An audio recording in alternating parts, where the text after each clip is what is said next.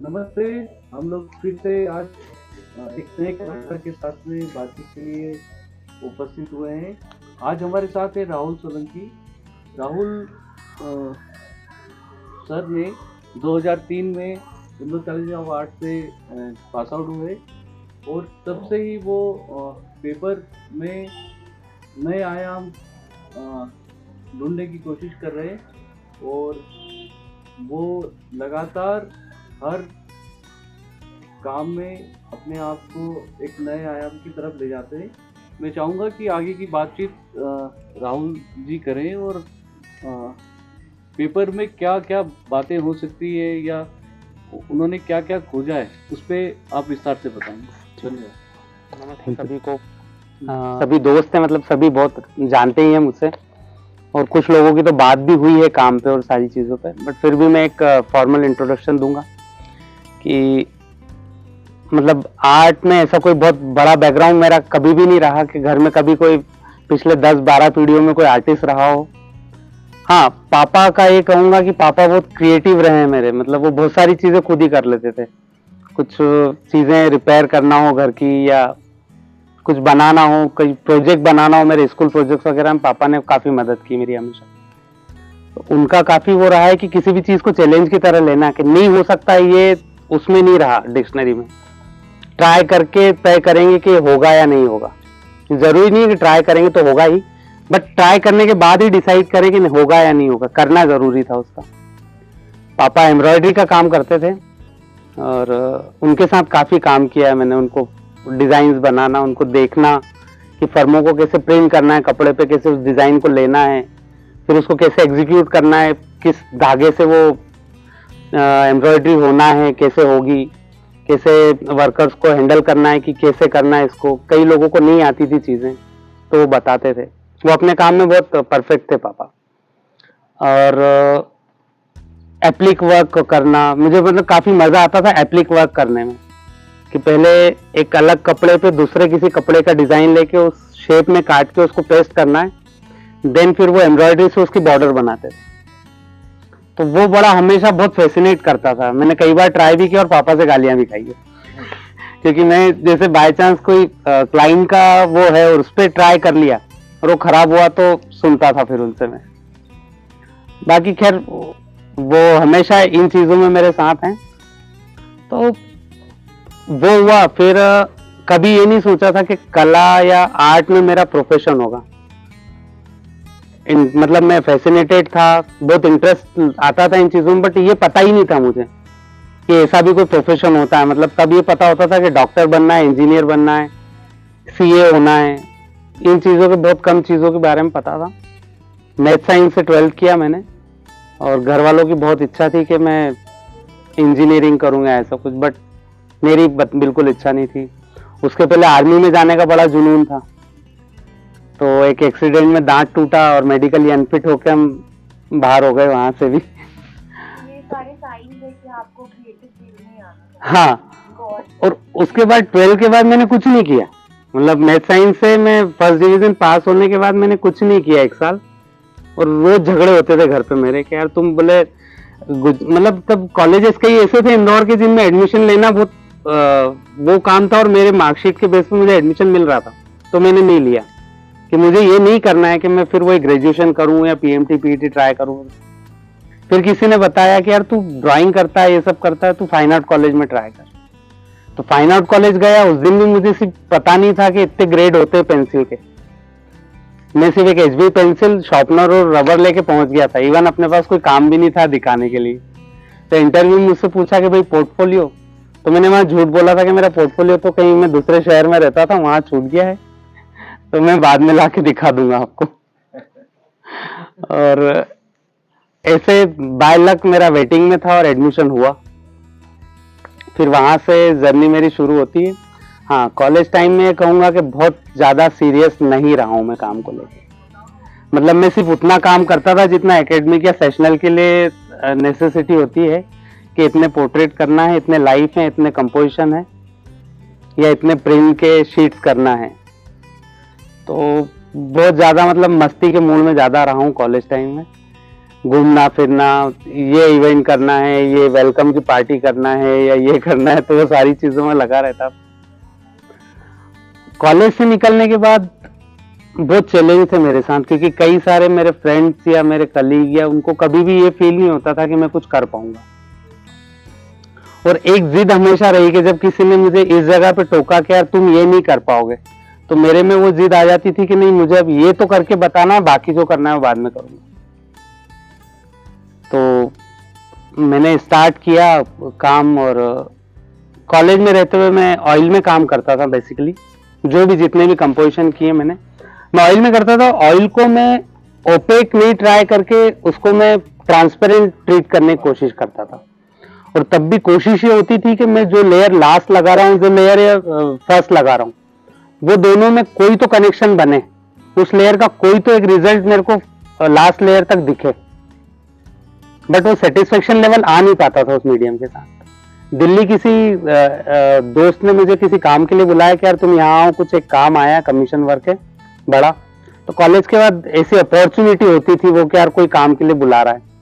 मैं दिल्ली गया और वहां पे पेपर पड़े हुए थे, बहुत सारे काइट पेपर। तो उनको एक शीट पे लेके मैंने पेस्ट किया था ऐसे ही बैठे हुए थे। और वो जो ट्रांसपेरेंसी मुझे मिली, 2003 की बात है, तब से मैंने पेपर कोलाज को स्टार्ट किया। इंदौर आया, इंदौर आके मैंने बहुत सारा काइट पेपर खरीदा और भिड़ा में। तो मतलब मैंने कंटिन्यू शायद 250 से 300 काम किए होंगे। उसके पहले मैंने किसी को दिखाया भी नहीं और बताया भी नहीं कि मैं पेपर कोलाज कर रहा हूं। मैंने बहुत सारे काम किए। उसके बाद कुछ सीनियर्स को दिखाया, उनसे एक गाइडेंस मिला कि यार क्या करना चाहिए, क्या नहीं करना चाहिए, किस तरफ मुझे जाना चाहिए। बट फिर भी होता वही था कि मुझे ऐसा लगता था कि जो चीज मेरे मन में है कि मुझे ये करके देखना, किसी ने मना किया, भले ही मैं उसको बताऊंगा नहीं, बट मैं करके देखता था कि वो एक बार करूं तो मुझे पता चलेगा कि क्या रिजल्ट क्या है उसके। जो मैं सोच रहा हूं और जो मैं उसको कैनवास पे लाऊंगा वो मतलब कंपैरेटिवली कितना सच है।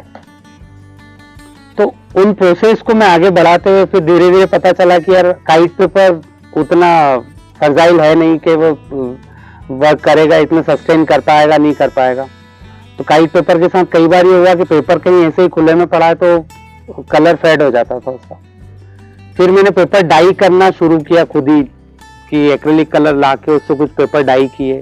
तो पहले कई अटेम्प्ट में फेल हुआ मैं, क्योंकि पेपर फट जाता था। बेसिकली कई बार वो एक्रेलिक कलर के बाइंडर के कारण सरफेस पे पेस्ट हो जाता था, निकालने में फट जाता था। और ऐसे धीरे धीरे फिर टिश्यू पेपर मुझे मिला, कलर टिश्यू पेपर देखा।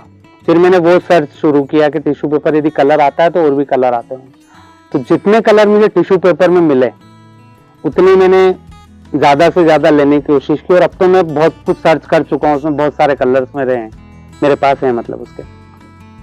तो टिश्यू पेपर में काम किया। फिर उसी जर्नी के साथ मेरी बहुत सारी सीरीजें चलती रही। मैंने बीहाइव पे काम किया है, मेरी क्लाइडोस्कोप सीरीज है। मिसिंग मेमोरीज में मैं पोर्ट्रेट्स करता हूँ जो यहाँ डिस्प्ले है मेरे काम। तो इसी तरह से मेरी जर्नी रही है। कुछ कमीशन वर्क भी किए, काफ़ी ह्यूज स्केल पे किए मैंने। इंटरनेशनल एयरपोर्ट मुंबई पे मैंने करीब 100 फीट 60 फीट ऐसी हाइट की वॉल्स पे काम किया है। तो वो चैलेंज भी थे और मेरे लिए बहुत अच्छा एक्सपीरियंस भी था कि इस बड़े स्केल पे काम करना और उसको फिर अपने काम को खुद देखना, क्योंकि वहां से हर बार ये नहीं हो पाता था कि मैं उतरूं और काम देखूं और फिर करूं। तो कई बार आपको वहीं पे रह के काम करना होता और फिर नीचे उतर के देखना होता था एक बड़ा एरिया कंप्लीट करने के बाद। तो पेपर के साथ मैंने बहुत प्ले किया और मुझे जब स्टार्ट किया था तब ऐसा लगा था कि देखता हूँ इसमें जितनी पॉसिबिलिटी उतना काम तो करूंगा ही, हो सकता है 2-5 साल 10 साल में मैं चेंज कर दूं। बट मुझे उसकी पॉसिबिलिटीज खत्म होते हुए दिख नहीं रही है। मैं कंटिन्यूस उसमें सीख रहा हूँ, अभी भी सरप्राइज होता हूँ, कुछ काम करता हूँ, कई चीजें नई दिखती है, फिर सोचता हूँ कि यार ये कैसे आई है, कैसा हुआ है। तो मेरा सीखना जारी है। अब यदि आप लोगों को कुछ पूछना हो। हाँ, ये इंस्टॉलेशन वैसे तो काफी टाइम से दिमाग में था कि ऐसा कुछ मुझे करना है कि मैं लाइट के और पेपर के साथ कुछ ऐसा प्ले करूं जिसमें मतलब कोई जो व्यूअर है वो उसके अंदर जाए, देखे, उसके साथ रिलेट कर पाए, को रिलेट कर पाए अपने आप को। तो अनूप ने जब मुझसे बोला कि भैया ऐसी अपने पास एक स्पेस है और वहां पे एक इंस्टॉलेशन करना है कुछ, तो मैंने प्लान किया उसको। और मैं इसको टाइटल क्लाइडोस्कोप करता हूँ, क्योंकि क्लाइडोस्कोप में मुझे हमेशा ये लगा है कि जितनी बार उसको आप टर्न करते हैं उतनी बार आपको एक यूनिक इमेज मिलती है। और यहाँ पे इसमें मैंने कोशिश वही की है कि जितनी बार भी व्यूअर उसके आगे से मूव करेगा तो वो हर बार एक अलग इमेज, और मुझे नहीं लगता है कि व्यूअर हर बार परफेक्टली जिस जगह से हटा उसी जगह वापस जाएगा, तो उसको जस्ट नेक्स्ट फिर से कोई नई इमेज ही मिलेगी। तो इसलिए मैंने इसको टाइटल क्लाइडोस्कोप किया है। बाकी तो प्ले उसमें लाइट एंड शेड्स का ही है कि जैसे आप अंदर जाते हैं जहां से लाइट क्लोज होता है वो लाइट होता जाता है, वो ऑरेंज की फीलिंग देने लगता है। और 2 कलर से करने का सिर्फ मतलब उतना ही था कि मैं चाहता था कि बहुत ज्यादा यदि मैं किसी फॉर्म पे जाता हूँ इस काम में, तो फॉर्म में उसको मैं बांध दूंगा, फिर देखने वाला अपने पर्सपेक्टिव पे उस चीज को देख नहीं पाएगा कि उनका पर्सपेक्टिव में कोई वो फॉर्म यदि वो ढूंढ पाते हैं या कोई नया फॉर्म वो सर्च कर पाते हैं, तो वो चीज पता ही नहीं चलेगी कि मैं फॉर्म में उसको बांध दूंगा। तो मैंने इसलिए उसको एब्स्ट्रैक्ट या क्रिएटिव रखते हुए सिर्फ एक एब्स्ट्रैक्ट फॉर्म लिया और उसको कंटिन्यू किया। हाँ, मैंने इसके पहले 2010 में एक इंस्टॉलेशन किया था थ्रू द विजन। वो इंस्टॉलेशन मेरा उस वक्त एक डिबेट सुन रहा था मैं टीवी पे कोई तो भी, और उस डिबेट में 2 लोगों को मैंने ऐसी बात करते हुए सुना था कि यार आप अपना ये चश्मा उतार के बात करो, आप अपना वो चश्मा उतार के बात करो। तो मुझे उससे आइडिया आया कि यार एक मैंने बहुत सारे चश्मे के फ्रेम्स लिए थे, थोड़े से ब्रॉड थे जिसमें ग्लास पे स्पेस ज्यादा थी। उन फ्रेम्स को लेके मैंने उनपे कोलाज किए थे, और उनपे कोलाज में मैंने सोशल मीडिया और इंटरनेट और इसके एक बॉक्स में वो रखे थे, दूसरे बॉक्स में पॉलिटिकल थे, सारी पॉलिटिकल पार्टियों के चश्मे थे, तीसरे बॉक्स में बॉलीवुड और ग्लैमर और क्रिकेट और इससे रिलेटेड थे, 4th बॉक्स में मेरा न्यूडिटी से रिलेटेड थे। क्योंकि मेरा ऐसा मानना है कि कई लोगों का एक बहुत सारे लोग हैं, मतलब मेरे भी कई सारे ऐसे फ्रेंड हैं जो नॉन आर्टिस्ट हैं या अलग अलग फील्ड से हैं, तो सबका एक अलग क्राइटेरिया होता है। कुछ लोग होते हैं जो दिन भर उसी की बात करते हैं, यार मैंने फेसबुक पे ये देखा, मैंने गूगल पे वो सर्च किया था, मैंने आज ये सर्च किया, आज वो देखा। कुछ लोगों का होता है उनके दिमाग में सिर्फ न्यूडिटी या उससे रिलेटेड वो थोड़ी सी बातें करते हैं। कुछ लोग सिर्फ पॉलिटिक्स पे ही डिबेट उनका दिन भर चलता रहता है। तो थ्रू द विजन से रिलेट करके मैंने ऐसे एक इंस्टॉलेशन वो किया था। एक इंस्टॉलेशन मेरा हयात होटल में है, चेन्नई हयात में मैंने बिहाइव बनाया था काफी बड़ा, जो एक उनके 7th फ्लोर के नीच पे भी लगा हुआ है। उसके अलावा एक ऑटो रिक्शा को लेके मैंने इंस्टॉलेशन किया था, तो उसमें मैंने छोटे छोटे ऑटो रिक्शा को लेके उनपे कोलाज किया था, टॉयज को लेके उनको वाइट किया और फिर उनको कोलाज किया था। और उसको लेके मेरा कॉन्सेप्ट ये था कि जैसे ऑटो रिक्शा का डिजाइन है वो वैसे ही बहुत हाईली सिंबॉलिक है, कि मतलब उसको हम ब्लैक ग्रीन या ग्रीन येलो उसमें बांधने की बजाय यदि इसको फ्री कर दें कि यार आप अलग अलग कलर में इनको कर दो, तो हर जगह इंडिया में हर जगह ऑटो रिक्शा, और यदि अलग अलग कलर का ऑटो रिक्शा, कोई पिंक, कोई ब्लू, कोई ग्रीन, ऐसा आपके आसपास से निकलेगा तो बड़ा हैपनिंग होगा। तो मैंने कुछ उसी तरह से वो ऑटो रिक्शा वाला इंस्टॉलेशन किया था, बस ये। और उसके बाद अभी लास्ट इंस्टॉलेशन आप सबके सामने है यहाँ पे। पोर्ट्रेट्स को लेके हाँ, पोर्ट्रेट सीरीज निकलने का कारण मेरा ये है कि मैं कुछ छोटे 2 बाई 2 इंच के वर्क करना शुरू किए थे मैंने 2008 में। तो 2010 में मैं दिल्ली के एक बस स्टॉप पे खड़ा था, और बस स्टॉप पे खड़े हुए मुझे कुछ ऐसा दिखा कि जैसे मेरा ही कोलाज छोटा सा वहां पड़ा हुआ है। तो मैंने उसको उठाया, तो एक black and white passport size photo था किसी का, वो फोटो मेरे पास है आज भी। तो उस फोटो को मैंने देखा तो मुझे लगा कि यार यदि ये दूर से मेरे कोलाज जैसा दिख सकता है तो मैं कुछ कोलाज में ऐसा कर सकता हूँ जो पोर्ट्रेट जैसा दिखे। तब मैंने कुछ पोर्ट्रेट जैसा करने की कोशिश की थी। और फिर जब मेरा मोस्टली यही होता है कि काम करने के बाद मैं उसका थॉट प्रोसेस पे सोच पाता हूँ, मतलब मेरा थॉट प्रोसेस पहले से मोस्ट ऑफ वर्क में रेडी नहीं है, मैं काम करता हूँ खुद, अपने काम से डायलॉग होता है, उसके बाद मैं उसका थॉट प्रोसेस बनाता हूँ। तो जब मैंने वो कोलाज पोर्ट्रेट वाले ट्राई किए थे, तो उसमें फिर मुझे ऐसा लगा कि ये एक रूटीन लाइफ होता है हमारा।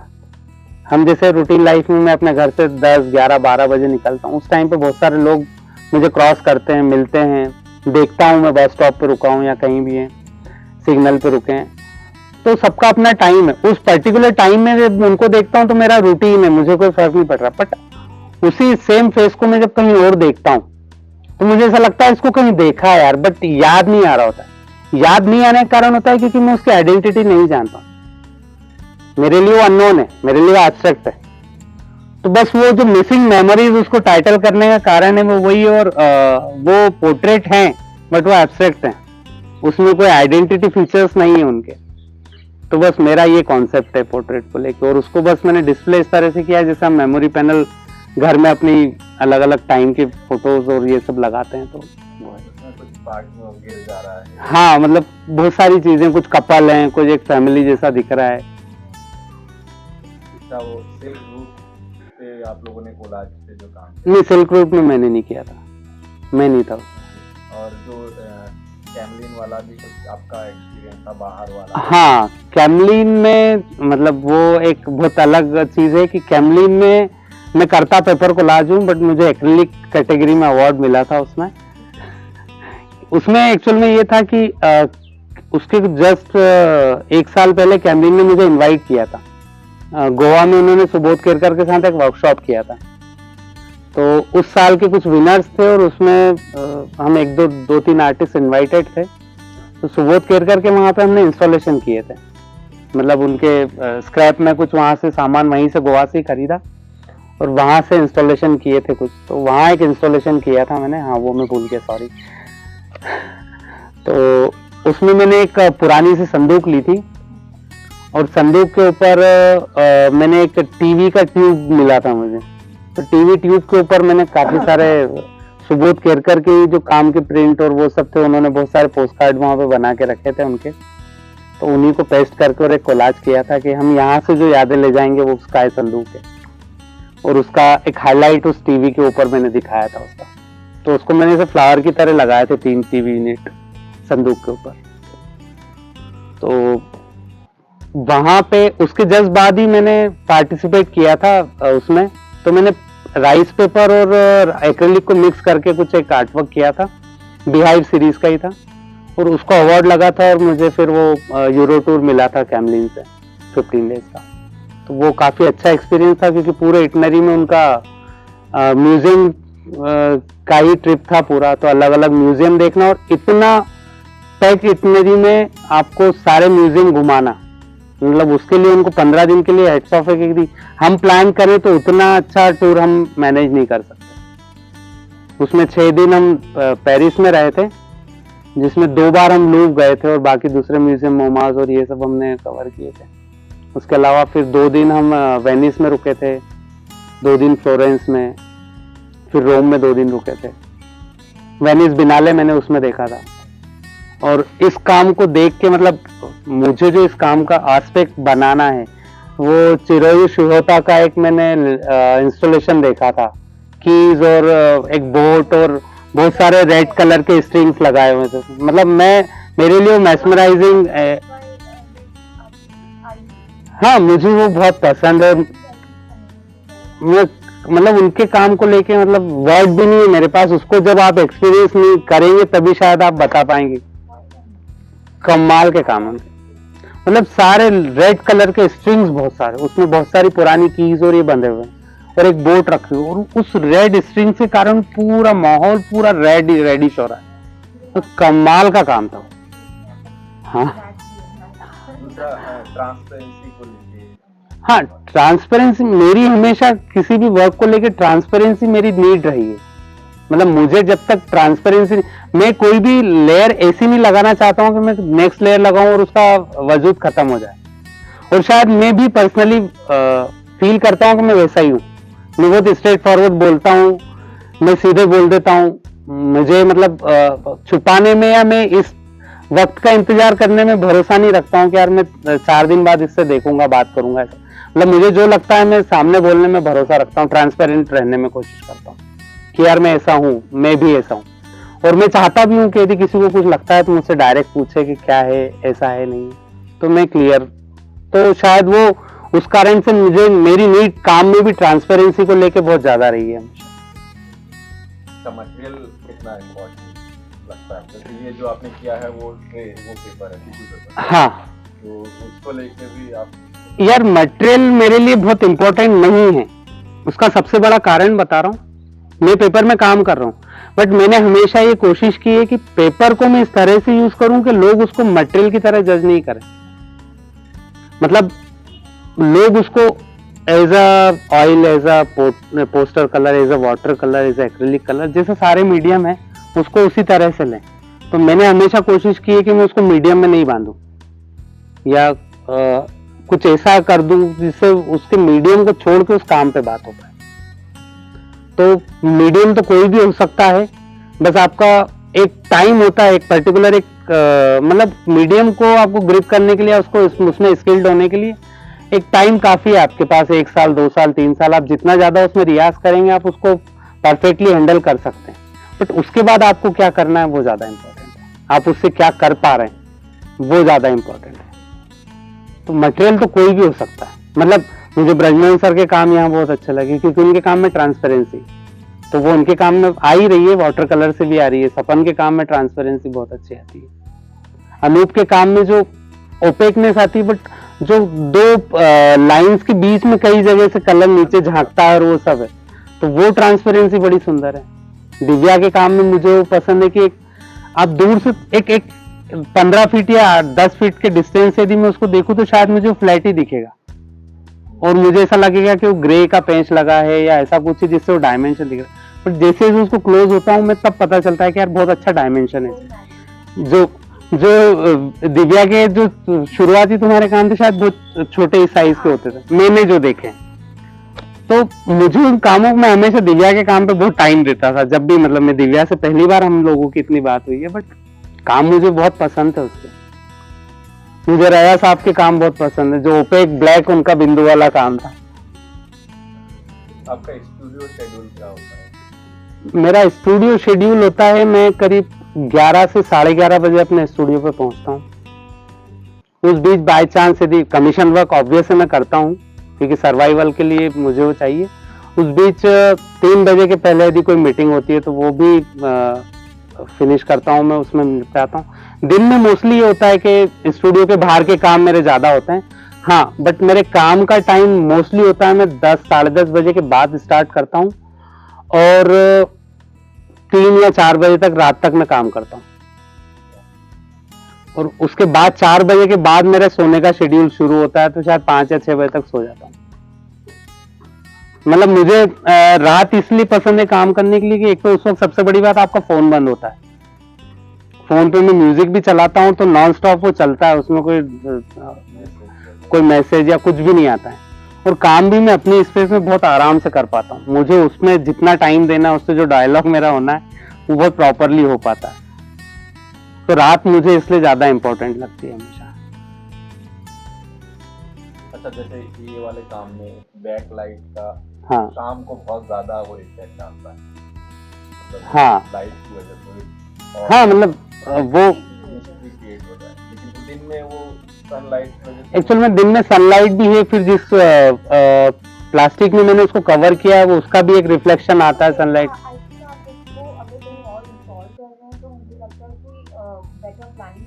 हाँ, एक्चुअल में यहाँ पे भी चीजें बहुत वो इसके आर्कियोलॉजिकल नॉर्म्स के कारण हम बहुत ज्यादा बंधे हुए थे। अदरवाइज उसको यदि आगे भी हम 5 या 6 फीट उसको शेड को आगे लेते तो वो रिफ्लेक्शन बहुत कुछ कम होता। मेरा ब्लैक ही, यहाँ भी मेरा ब्लैक का ही था, बट वही वो नॉर्म्स और हमारी चीजें जो यहाँ पे अरेंज नहीं हो पाई। हाँ, कहीं और मेरा उसको पूरा ब्लैक रूम बना के ही उसको करने का प्लान है कि मैं उसको दिन में भी बैकलाइट और वो सब दिखा पाऊँ और उसमें वैसे भी फिर वो रिफ्लेक्शन भी कम हो जाएगा यदि मैं उसको ब्लैक बैकग्राउंड रखता हूँ। हाँ, कंप्लीट ब्लैक।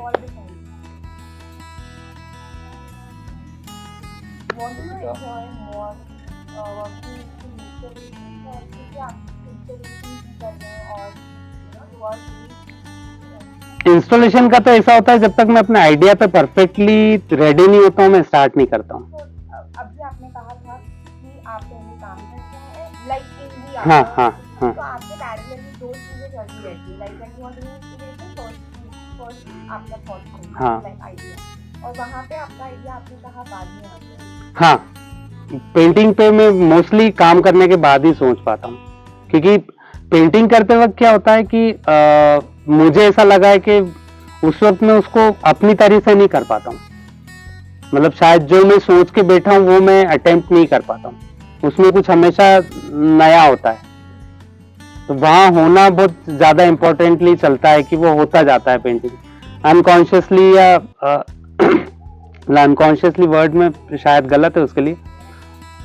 काम तो कर रहा होता हूँ बट कई बार ये होता है कि मैं पेपर लेके बैठता हूँ कि यार आज 2 कलर या 3 कलर में काम करना है, मतलब एक फीलिंग होती है। बट हो सकता है बहुत मल्टी कलर या बहुत अलग अलग बहुत सारे वेरिएशन आ जाते हैं उसमें। तो काम तो हो गया एंड कॉन्शियसली हाँ फिर सोचते हैं कि इसको बनाना है स्टोरी टाइप। नहीं वैसा नहीं है, काम करते करते ही वो चीजें डेवलप होती है कि यार ये उस तरह से जा रहा है, ये उस तरह से जा रहा है। जैसा मेरा एक सीरीज है अल्कोव, उस सीरीज पे भी मैं काम करता हूँ। तो अल्कोव सीरीज का मेरा कॉन्सेप्ट कुछ अलग है। वो जब काम हुआ था तो मैंने उसको ब्राउन कलर के शीट पे जो गत्ता आता है अपना उसमें 300 GSM पेपर लेके और मैंने ब्लैक और व्हाइट से काम किया था। तो जब वो काम हुआ तो मुझे उसको मैं काफी देर तक मतलब ऐसे छोटे छोटे 90 वर्क्स थे वो, मैंने उनको एक बड़ी शीट पे अरेंज किया और मैं देख रहा था उसको। तो मुझे ऐसा लगा बहुत सारे वो आले हैं जो हमारे मतलब मेरे बचपन में एक भगवान का घर था, वो छोटा सा घर था हमारा शाहजहांपुर में। तो वहां पे आला था और आला ऐसा था गहरा था वो हाथ डालने पे, तो उसमें मोस्टली मेरी चीजें पड़ी होती थी। जैसे कई खिलौनों के टूटे टुकड़े या जो हम कहीं खेल रहे हैं कुछ चीजें बना लिए वो है, या पतंग उड़ाने का धागा है उसकी गट्टी है, और ऐसी बहुत सारी चीजें उसमें होती थी। तो अब जैसे कई बार तो चीजें डाली आप भूल गए, साल 6 महीने बाद आपने फिर हाथ डाला फिर कुछ आपके हाथ में आ गया। तो वो जो सरप्राइजिंग मोमेंट थी, मुझे वो 90 मोमेंट्स दिखे थे उसमें कि यार ये वो 90 अलग अलग एक्सपीरियंस है मेरे, जो मैं वहां से एक्सपीरियंस करता हूँ। मैं हर बार हाथ डालता हूँ, कुछ नया आता है और फिर मेरी प्रोसेस चेंज हो जाती है कि फिर मैं उस टुकड़े के साथ कुछ नया करने के लिए दिमाग में प्रोसेस चालू हो जाती है कि अब यार ये मिला, इसके साथ क्या करना है। क्योंकि मैं जब छोटा था शायद खिलौने या टॉयज का इतना ज्यादा कल्चर भी नहीं था हमारे घरों में कि बहुत ज्यादा दिलाते होंगे, ऐसा कुछ मेरे पास तो नहीं थे। तो ऐसी चीजों से अपना एंटरटेनमेंट चलता था। पापा के कुछ टूल्स या कुछ औजार या कुछ मिल जाए तो उसमें से कुछ ऐसा वेस्टेज कि वो फेंकने वाले हो तो मैं ले लूंगा कि यार इससे कुछ बनाऊंगा या ऐसा कुछ। दूसरा जैसे मोस्टली क्या होता है हम काम करके रखते हैं तो कभी उससे जैसे हम करते हैं या कभी ऐसा लगता है कि मुझे कोई ऐसा काम जो अपनी तरफ या मुझे वापस से काम करें, ऐसा हुआ? ऐसा 1-2 बार हुआ और मैंने काम किया और मैं हमेशा उसमें सक्सेसफुल नहीं रहा।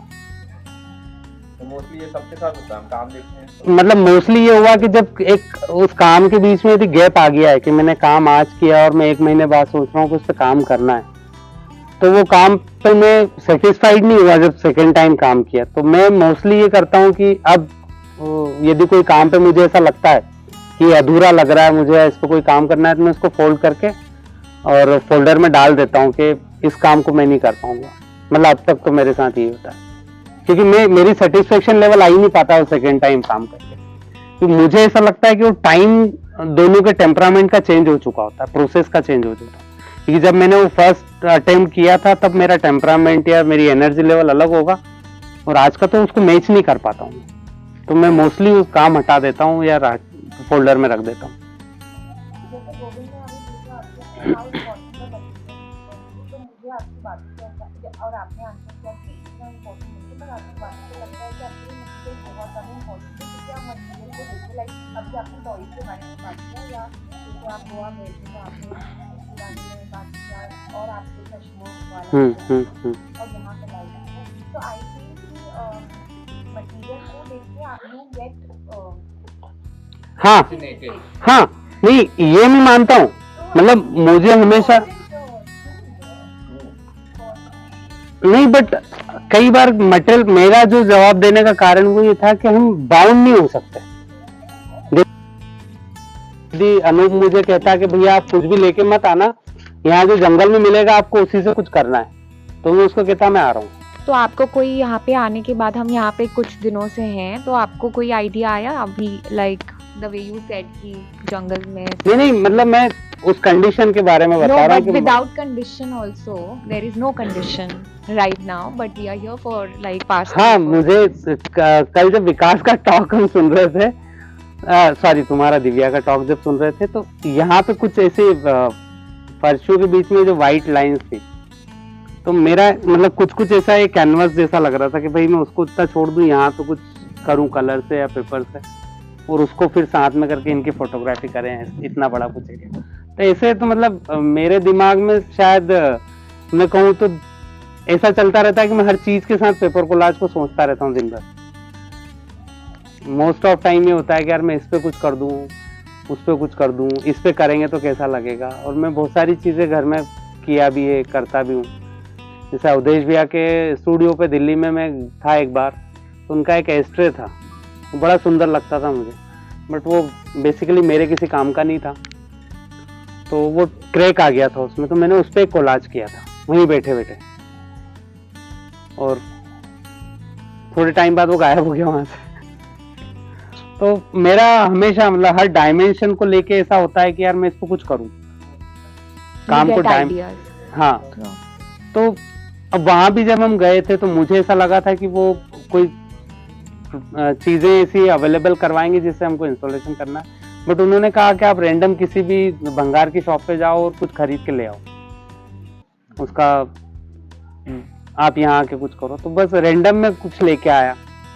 तो मैं एक भंगार की शॉप गोवा में उस वक्त ढूंढी मैंने, और अपनी मतलब एक्टिवा वहाँ जो रेंट पे ली थी उसके ही आगे ट्यूब, और फिर दूसरी बार जाके वो संदूक और वो सब रख के लेके आया, और फिर मैंने वो इंस्टॉलेशन किया था। मुझे लगता है वो अनकॉन्शियसली आप कहीं ना कहीं कनेक्टेड तो होते हैं। हाँ, बट वो उसका जो बेसिक रीजन होता है ना, वो हमें कई बार मालूम नहीं होता है कि हम क्यों कनेक्ट हो रहे हैं, बट हम कोशिश करते हैं उसको ढूंढने की, क्योंकि चाइल्डहुड से हम ब्लैक एंड व्हाइट टीवी और ये सारी चीजें से इन्वॉल्व रहते हैं। जो 3D बोलते हैं ना, आप पहले पेपर आता था उसमें बहुत सारे आप थोड़ा सा यूज करेंगे तो उसमें ओम दिखता था, शिव जी। मेरा एक इंस्टॉलेशन अभी पेंडिंग है उसको लेके। Okay, and also I think those books when I was small, वो फ्लिप करते हैं एंड देन यू शॉर्पनर्स आते थे जिसके ऊपर वो बने होते थे, एक तरफ ब्रश होता था, एक तरफ रबर होता था, बीच में शॉर्पनर होता था, उस पे ऐसे हिला के और हम अलग अलग इमेज चेंज करते थे। बिल्कुल।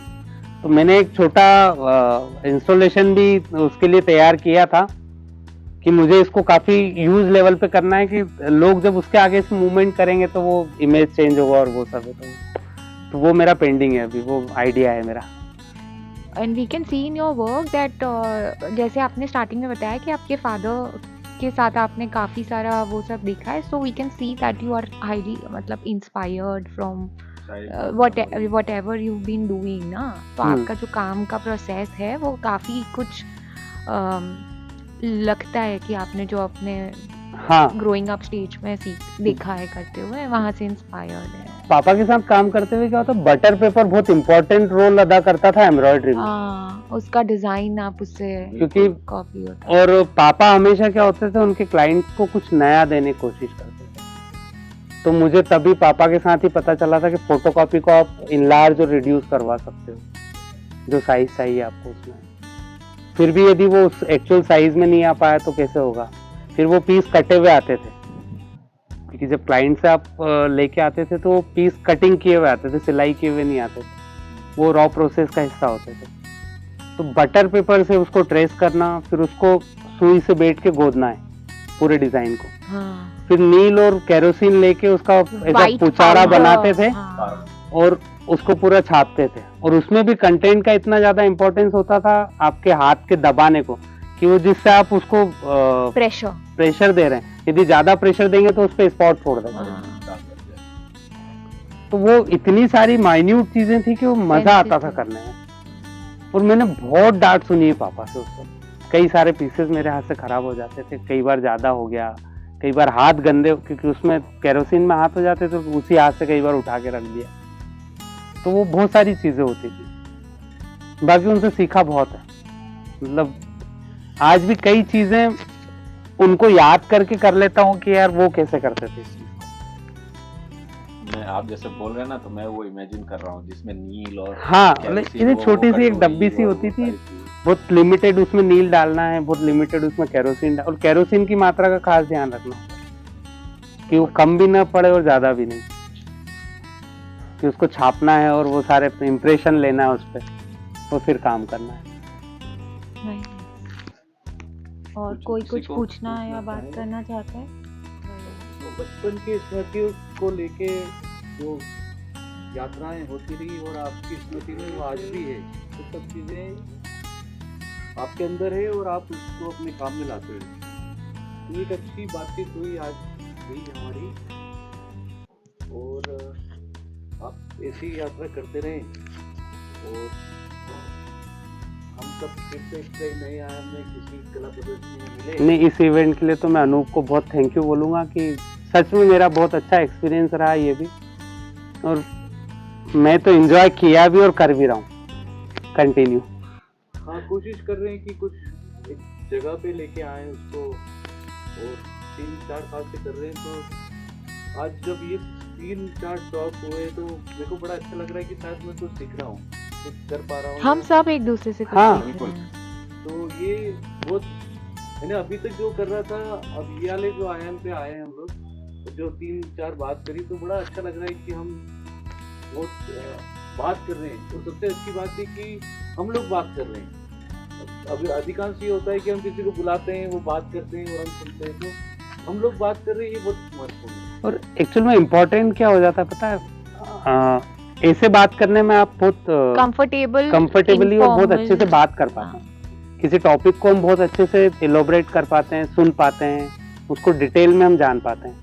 छोटी छोटी जब हम बातें करते हैं एक दूसरे से, तो उतना अच्छा वो नहीं हो पाता है इंटरेक्शन, मतलब वैसे हो जाए, बट एक इवेंट है तो उसमें इवेंट में भी गेस्ट भी आ रहे हैं, आपको कॉल भी आ रहे हैं, ये भी आ रहे हैं, यहाँ हम बैठ के बहुत अच्छे से बात ये जो कर बात पाते है ना कि हाँ। ये इवेंट है और यहाँ पे अगर हम ये सब चीजें कर रहे हैं इतनी गंभीरता से, तो ये बहुत महत्वपूर्ण बात हो जाती है भाई। क्योंकि क्या होता है कि 100 चीजें चल रही होती है, उसमें आप इन विषयों पे बात कर रहे हो, तो ये बहुत अच्छी बात है। तो बहुत बहुत धन्यवाद राहुल सर का। और आज शाम को हम तय करेंगे कि गोविंद की एक बातचीत होगी जो सोशल मीडिया के आसपास होगी, कि भाई हम कला तो कर रहे हैं, उसके साथ उसको दिखाना क्या है, कैसे कनेक्ट करना है। तो बीच में खाने के बाद हम फिर 3-4 बजे के आसपास करेंगे। और उसका मन था कि कुछ इस तरीके से करें कि कुछ पेंट करें और यहाँ के जितने हिस्टोरिकल प्लेस है वहाँ पे जाके मैं शूट करूँ। तो मैं चाहता हूँ कि क्योंकि सबके अंदर एक एक्साइटमेंट है कि भाई ये इस तरीके से क्यों, तो थोड़ा सा हम भी ये लोग समझ पाए कि क्या हम आपका विचार चल रहा था।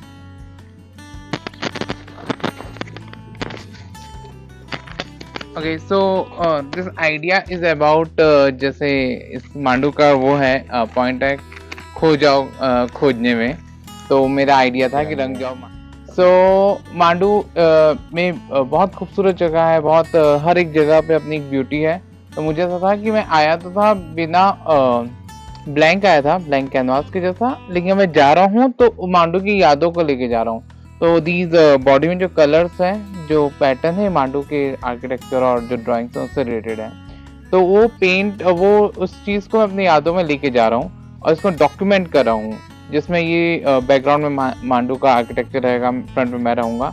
और मैं कोशिश करूँगा जो मैं कैमरे का एंगल है वो मांडू के आर्किटेक्चर को बहुत क्लोज दिखाए और हमको बहुत छोटा, ताकि वो पता चले कि इस छोटे से हम हिस्से में आके कितने अपने आप को उस रंग में रंग लिया है। तो this is the idea about this photographic installation या performance. If you have any question, please feel free to